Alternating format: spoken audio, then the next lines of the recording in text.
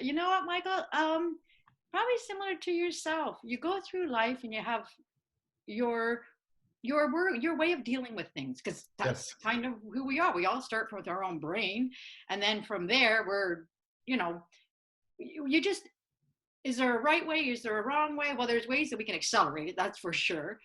Yes. So I've, I mean, lots of stories, but I think the primary story that I will focus on is that one that really woke me up to the point where, oh, you cannot plan. You can plan all you want. That doesn't mean, so it's really about how we react. And that was when I had our third child. I planned our first right down to the month when I was going to get pregnant, to the month I was going to deliver, to when I was going back to work. And I'm telling you, plan your work your plan. Plan your work your plan. Have you tried and failed, or you failed at trying? I grew up with these Of course, affirmations with that my that dad. sounds very familiar. Yep. But we made this choice. We were going to have a third child. I'm in my late 30s, and everything was all wonderful. The kids were there, and oh my gosh, it's going to be the wonderful thing. And I had decided at that time I was going to jump into real estate. I knew Roy, my other partner, and I was going to. So I had ordered the books, and I figured, oh, this is great. I'll be able to study while I'm off. I'll have my laptop, and I can, be anywhere in the home, and I can multitask, and all just great. Until um, the book will share, the chapter will expand a bit on the details, but I went in to do a follow-up test at the hospital, and I wasn't going to go, but the OB said, just go, it's on the rec, and just follow through. So I felt fine, I felt healthy, and I went, but an hour later I'm still in the ultrasound Mm. room, and I had my I had two other children, and they were younger, and they admitted me. And of course, at that point, I'm starting to, what's going Mm. on? What's going on? And it was November the 11th, 2004. Um, I remember sitting, and there was this lady beside me who, she was admitted as well. It was her first pregnancy. It's my third, and I'm feeling more for her. I'm like, oh my gosh, because I'm thinking everything's going to be okay. Yeah. Turns out we share rooms. So for Ah. 4 days, you get to know each other, and I'm up. And at that point, I had all my children at Mac. We live close. I like it. It's a teaching hospital. It's, so I had great experience. So we were there. And on the fourth day, I'm thinking I'm going to get to go home. Oh, it's, great. So they have me do this little stress test to make sure that everything's okay. And so I go in, and here's my husband on his way home, thinking, he's going to on his way to the hospital, he's going to pick me up. We're going to go home and come out of that, and they're like, after half an hour, well, Mrs. Carty, I just want to let you know that things are kind of kicking into gear a little bit, but it should be okay. And right now, I think we're going to put you on bed rest for the next 5 months. And someone like me doesn't sit. Our personality, so I walk back to the labor and to my room. Something didn't. I had no pain, nothing, but something didn't feel right. So I called the nurse. She came, they put me into labor and delivery, and they knew that things were kicking into gear. I didn't. Michael, they put me upside down, hoping that, maybe gravity would, we all know what happens, right? There's a little tiny baby in amniotic fluid, and maybe that'll just go backwards and stitch me up and we'll all be okay. That wasn't happening. So 6 o'clock, my husband comes, I'm not in the room. So he doesn't know. So he comes in, and my other two children were born no drugs, nothing. I had all my children with natural, and it's a little bit crazy, but so Easy peasy. pardon? Easy peasy. You know what, when you really hear about what women have to go through, yeah, I mean, I really Okay. didn't have, 'Cause I've you know had friends go 24 hours of intense labor with the husband going, okay, for the first 5 minutes, I thought, whoa, this is a lot of work. After 25 hours, he went, I'm not sure we're ever having a second, third child. so true. My first one, normal kind of, pain, holy smolies, but nothing, like, it is what it is. Then my second, she just came really fast. Okay, well, there was no time for any of that stuff. So that's fine. But at the end of the day, I'm thinking nothing. I'm paralyzed. I'm just like, this isn't happening. It's not happening. And so after it was around 9. Yeah, we knew. I knew. It was not, you just know. And I'm like, no, this isn't happening. I'm 24 weeks. I was counting down the days. Like at that point, 24 weeks and 3 days. That's where I was. So I'm thinking, who do I know? And I have a cousin of mine that had we call them micro preemies. When they're born pre 26 weeks gestation in Canada, they call them micro, and they don't intervene. You have to tell them. You have to, of course, because anything can go wrong. So at 11 o'clock at night, NICU came in and said, well, Mrs. Carty, it is happening and you have to let us know what to do. They told us in black and white, she's going to have a 50% chance of surviving and a 2/3 chance of having lifelong issues. What would you like us to do? So, like it's this work. It's you just have to really, I wouldn't wish it on the worst enemy. I remember I was paralyzed. I was not, we've got this lifestyle, we've got a family, we've got 2 children. So I held it off till about 2 a.m. And then I got to take a breath because it pulls me back a bit. That's how it affects you, right? I can't talk about some of my daughter's brain tumor journeys, and I get so emotional. It's like it happened last week. Yeah, because good. Like so I got to go to the good stuff because she's 15 years old today, and you just would never know. But at the end of the day, we did. It was around, I held off till about 2 a.m. And then I just said, do what you've got to do. Whatever faith that person has, you hold on to that. Yes. It's a personal thing. So my thought process was, we do whatever we need to do, and the rest is up to the good Lord, and then we pray. And that's pretty much what we did. So she was a fighter. She was 1 pound and 4 ounces, 490 grams. By the time, they drop weight no matter what. She wasn't bigger than, I'd probably say, maybe about the size of this little cell phone. She was a little, like a pop can, right? She was there, but not developed. I didn't see her right away. I saw her the next day. And the funny thing is I had this really bad cold and I was coughing. So the next day, I'm barely, like, you're in a trance. You yes. really are. So my husband and I, we went to go see her. She was in what we call the Cadillac of incubators, a $75,000 incubator. So bless where we take for granted sometimes, I think, where we are. And boy, we're in we're in the best country in the world. Oh, yes. Yes, absolutely. With me. Like, there's just no way. So they said they'll go through a honeymoon phase where they go 2 steps. They take us like 2 steps forward and 3 steps back, 2 steps forward and 3 steps back. And they don't gain weight. Like, the whole natural, well, they normally gain weight in the last trimester. Yeah, she wasn't in that trimester yet. So we're talking a few grams a day. And she got sick twice. She had surgery at 2 pounds, December 17th. That was a 4-hour surgery. They basically had to take, there's a little duct that sits above the heart. And when they're born term, of course, remember, the brain's all developed. So the brain knows what to do. And the little child takes the first gasp of air and that duct closes. But when they're born this early, those neurons aren't connected yet. So it kept popping open, which makes her heart work faster. It's like a heart murmur where it has to flow harder. And it kept popping open, and it's the balance act. And, unless people really understand too how our health system works, it's also, she's elective surgery. She's not even the priority. So yeah. I remember waiting on that day, waiting for the phone call. She's going to get in. And I remember the surgeon, but she got in, and all well. Later on that night, we go home, and we would schedule our trips. Like, I tried to get in twice a day to see her. I had 2 other children. And where was my mat leave? My mat leave was hospital trips. That's what I did for my mat leave. I mean, you're barely keeping it together because you're just thinking like what anybody else would think. Like, you pray. You just a moment yes. at a time.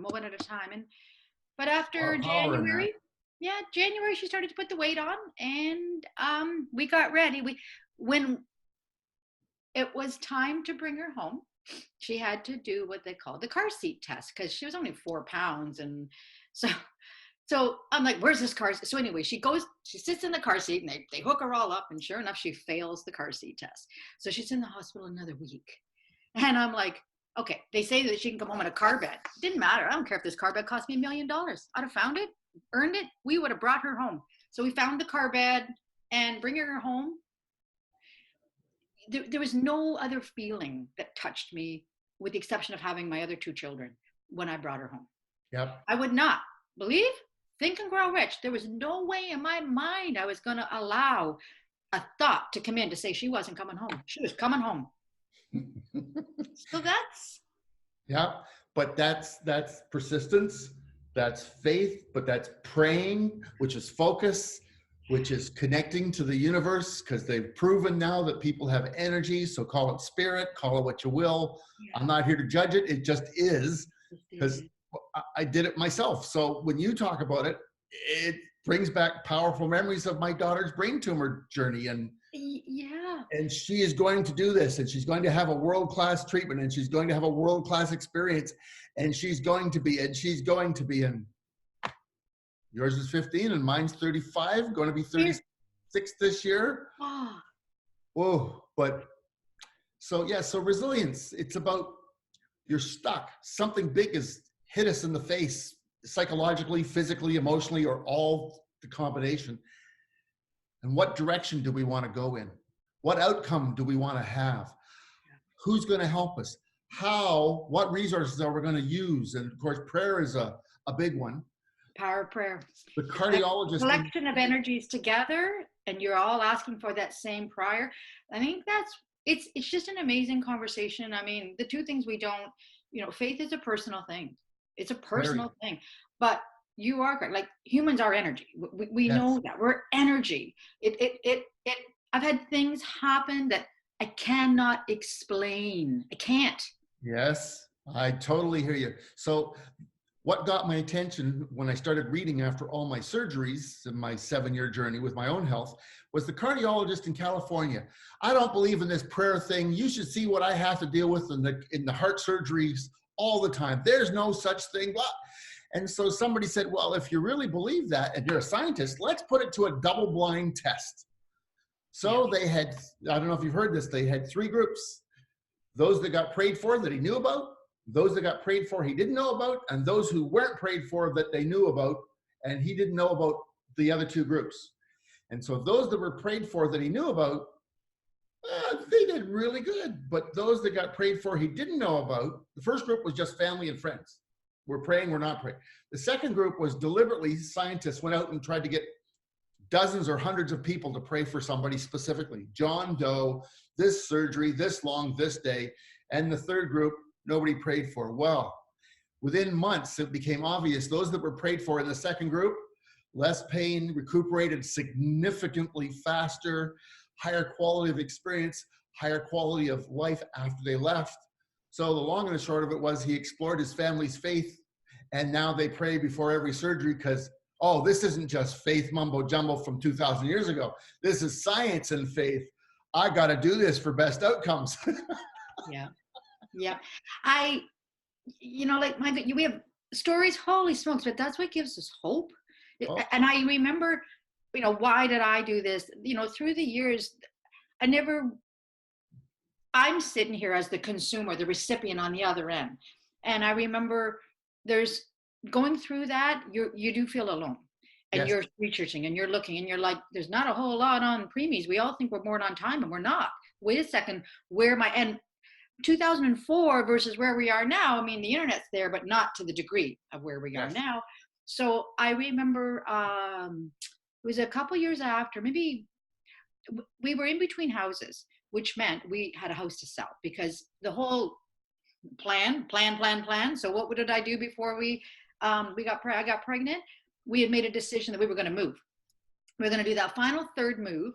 And we were going to get into the community where that's it. We're going to root the kids in that community because we were in Burlington, didn't move too far from where we were before, but busy street. So we made that final choice. We bought, it was pre-construction, which meant it wouldn't have been ready for about another year and a half. And then it just so happened a couple months later, I find out that, okay, well, we're expecting, and you know what, you figure it out. So you fast forward, we get her home, and within less than a week, we put the house on the market because we had to sell the house because we were moving in July. when we went through, I think we didn't, when we were dealing with it, funny, it didn't matter. Those things didn't matter. We didn't Yep. care. Sell the house, it doesn't matter. It just, all that mattered was this, our child had to live. That's all that mattered. Yep. And what also didn't matter was I didn't care about, well, who says, if so, when they tell you the worst, right? Because they're going to tell you the worst. They have to. And you have to make the decision. My thinking was, so what? Because society wants to judge us on this equal based, and we all have to live up to this, and that's your quality of life? That isn't really how I thought. I thought, you know something, whether she's blind, whether she's deaf, whether she can walk, talk, or whichever, who's to say what is quality of life? So my perspective was, she could be here to teach us so much. And, Yes. you know, it was just interesting. And as she grew, she really was. She was as she grew, she was like an old soul. She was just, she talked to anybody. She wasn't shy. She just had this really soft demeanor. And as she grew, it was interesting. My older girls did competitive. They competitive sports, and they got into competitive cheer, but they were very athletic. And my Serene, and we weren't too sure even what to name her because we weren't quite thinking of names at almost barely 5 months pregnant, but we thought Serenity. So we called her Serene. Yes. Not Serena, Serene. Serenity, just Serene. She, it was a few years ago, my oldest daughter thought, oh, let's put her into rugby, Mom. So the fun, here she is, she's so soft, and she's out with them, she's having conversation, but there's no way she's going to do rugby, no way. So it's just very, you know, it's an ongoing process. It's a process. It's just quite remarkable. My oldest is very competitive, and my youngest, no, but both bring gifts to teach. Yeah. Family and the parents and each other. And I mean, last night on the Oscars, to date this conversation, they had the young gentleman with unique mental skills, and that was awesome. First actor with unique mental health skills on the Oscars, announcing with a co-producer, co-announcer. It's like, finally, more of the real world. Because we all have a friend or a relative with a child, or the friend is the one with what we call special needs. I just call them differently abled. Thank you, because I know the special needs. I mean, wait a second here. We're all different shapes. I got special needs. Yeah.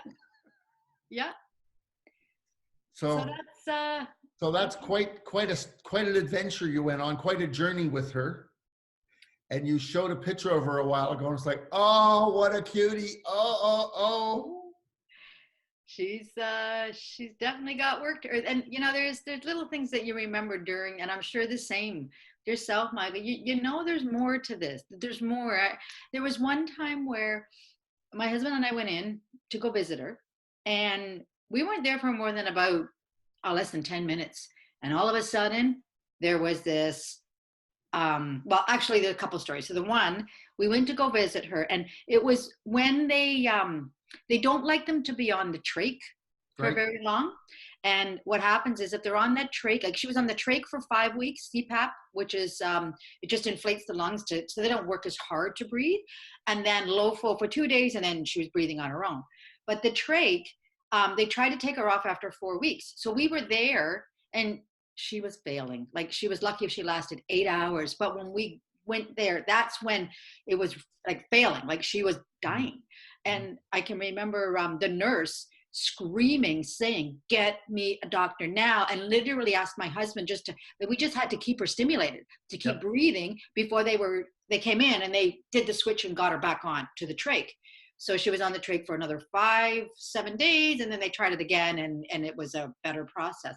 But to be there and then witness that, you're thinking to yourself, oh, there's somebody else here. There's some other angel entity, whichever. And then when she had the surgery, called her up. It was the middle of the night, 2 a.m. and 2 or 3 in the morning. I wrote a diary every day. And this time we called in, and we just wanted to know, like, if she was awake or how she was, doing, because the surgery 4 hours, she's a little tiny 2-pounder, etc.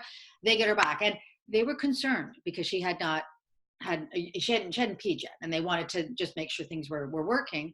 And they were talking on the phone with me to say, well, we might have to put a catheter. And the error of margin, like, is so high, like, oh my gosh. And I'm sitting here, and while I'm on the phone, no word of a lie, the nurses go, oh, she peed. So you're going like, oh my God, I'm so excited. And it now was, I can hear her saying, oh, Mom, you have to talk about it. oh yeah. So it's, it's, we're all here, going right back, all humans, we're all here to help each other. Exactly. So this book to me means that we share 30+1 stories, and that each story gets us to understand that everybody at some point in life goes through what I call big stuff. Yeah. And that with courage to confront and acknowledge, building a team through prayer and asking, looking deep and saying, who's done this before me in some other way, but I can do it too. People told me it was easy for me. And I said, no. In here, I have 4 grandparents and 2 parents who have all been through big stuff that is overwhelming to me. So if they can do it, I got the same genetic code. I'm going to do it too, my way. Yeah. Because boy, what my dad went through with an industrial accident, I wouldn't wish on anybody. So just that alone was like, okay, he did it with a smile. Watch me. So you did it. And that's where I get, like, you get strength from different places. Yes.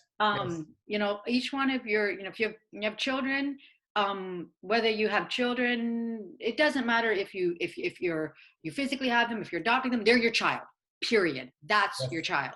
Yes. And you raise them like a parent, and they're all different, and you love them unconditionally, and they're all different in different ways. And they all bring different gifts. Absolutely. When it comes to that strength, when it comes to, I mean, she didn't have a choice. She had to fight.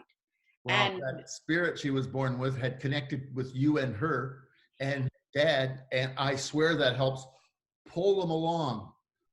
Yeah. I really do. My youngest, when she had her brain tumor, the hospital said, what have you done to her? She's the calmest child we've ever had, and she's seriously ill, and she's the most seriously ill child in the whole hospital right now. Why is she so calm? What have you done to her? I said, we didn't do anything to her. We did things with her to help her focus, to help uplift her, to teach her about calmness and perseverance. And think of your grandparents who love you, and your great grandma who you got to meet, who loved you like nobody else. Like, so they were like, oh, because it was outside of their wheelhouse, outside of their realm. They were mechanical and emotional. I said, quit treating her like a piece of plumbing, an electrician. Electrical mechanical issue. There's a lot to be said. There was she had, I remember one of, like, her head doctor, if you will, one that she had for a few weeks, and then she eventually got this other doctor, and he had that right bedside manner, and it really does make a huge difference. You're going through one heck of an emotional roller coaster ride, and when it's your child, you'll trade them in a millisecond, in a heart. Like, you will trade that spot so fast, so quick. I used to say, if she needed a heart transplant, pick me. Mm-hmm. I got good mileage out of it. My God is so persistent. I don't mind sharing this. It is what it is. And I can remember I was in the hospital for a week before I went home. So first thing I did right after I had her, I pumped, and I pumped for 2 days. Didn't care. I was determined. That's it. I'm going to be. And you know what? My body produced, but it took 2 days, but I wasn't giving up. And after 2 days, my body just somehow remembered, oh, this is what you got to do. So that I will say, it did allow me to stay connected. We had to buy a freezer because we ended up getting so much of it. And mind you, there's commonalities in what they call these micro preemies when they're born really early. Yes, they will, like, because she's used to being tube fed, there's no patience. I just want to be fed. Which the little things you take for granted. And another story, and because you see them develop on the outside. Yes. We take these little tiny things for granted. So another quick story about that. She had an interesting, she liked to sleep on a certain side. And you know how we knew? It's not like she can talk, she can't move. My father had this philosophy. He said, from the time you're born, it's who you are. You watch your children closely. It's who they are. And all you do, you don't control them. You just help guide them. You're a You tour guide them. guide. That's it. And you bring out the best. Make sure that you empower them, and the best comes out. So she would be in the incubator, and she liked to sleep on a certain side. If it was on her belly, that was okay, but she liked this one side. So what she would do is swing. So that's where they breathe erratically, and then they got to go temper and make sure that, like all the oxygen. And we learned this fast forwarding. I didn't know this what she was doing when she was there. It wasn't until about 5-6 years later. My older girls, we put into cheers, so that we had to go of course. And it just so happens that one of the mothers, who too had her daughter there, goes, "What? I know you, Cardi. Your daughter is Serene? Oh, we used to call her the little sausage. Oh my God." She was a nurse from NICU that remembered Serene. And then she told me these stories, what Serene used to do. So it's, we have, so tell me we're not energy. Well, we are. Absolutely. I experienced it. So this book's going to give people 31 stories of resilience to help them get 31 points of view about big stuff, and then working through it and overcoming it. And not just overcoming it, but a higher quality experience during, which for me confused the mental health experts in the 70s or the 80s and the 90s when I was going through my stuff and my daughter through hers. And so resilience isn't always a cure, but it's always about a higher quality experience. And I think it's important people realize that they have choices, regardless of the issue.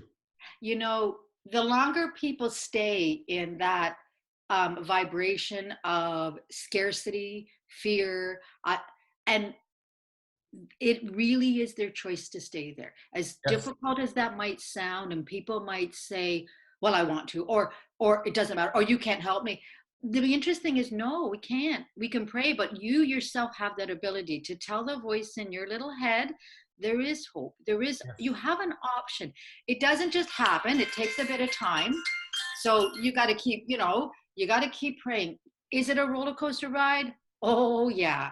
However, your support system, so you reach out. You don't have to be in a shelter. You can reach out. So when I think about, Michael, like your story, and I think about how your evolution, and I think about the opportunity to be part of this. I think about all of the authors that are, they have the courage and they're sharing. That is a process in itself for healing. It gives other people hope. This will continue. I didn't really start to connect with other people that had preemies until, of course, way after Serene, but it was through, I read an article here. I remember a magazine coming into my home one day, and it was a lady and she too, adversity, what she did, and she ended up with a child. She had a child born at 25-week gestation. And whether your child's born term, whether they're born early, whether they're 2 years and they have to go into surgery, Michael, whether they're 6 years of age and all of a sudden they're thrown into this whirlwind and you are there to be their belief, to be strong, to be there for them. They're looking at you, but it's just what you do. It's choice. So yes, it's an exciting time. And so I look forward to this book, as I know you do, and we will tell the world when it's ready. Yeah. Because we want to spread the message that resiliency matters, and it's something that we can learn, teach, and share. Yes. So I know that you've got to get back to your regular life. Yes, I got a few. So in the real estate world, we got some interesting things going on. Yes, it's an exciting time. So thank you very much for this. You're very welcome. Thank you for having me. We'll talk soon. Okay.